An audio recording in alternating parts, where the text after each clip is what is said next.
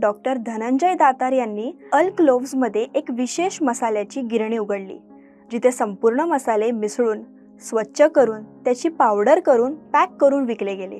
1993 मध्ये अबुधाबीमध्ये आणि 1996 मध्ये शारजहामध्ये त्यांनी आपल्या ब्रांचेस उभारल्या.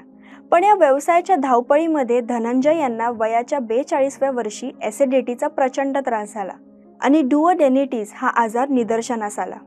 स्वतःला वेळ देत त्यांनी शरीराची भरपाई केली. यावर ते म्हणतात, मशीनसुद्धा काम करणं थांबवते जेव्हा तिला योग्य वेळी तेल पाणी नाही केलं जात. आपण तर माणसं आहोत, आपलंही तसंच आहे. वेळेवर जेवण आणि झोप अगदी गरजेची आहे. हा प्रवास वाटतो तितका सोपा नक्कीच नव्हता. आज अल आदिलचे संपूर्ण UAEमध्ये 32 दुकाने आहेत. 2 पिठाच्या तर 2 मसाल्याच्या गिरण्या आहेत. या सर्वांची माहिती त्यांच्या ऑफिशियल वेबसाईटवर पाहायला मिळते.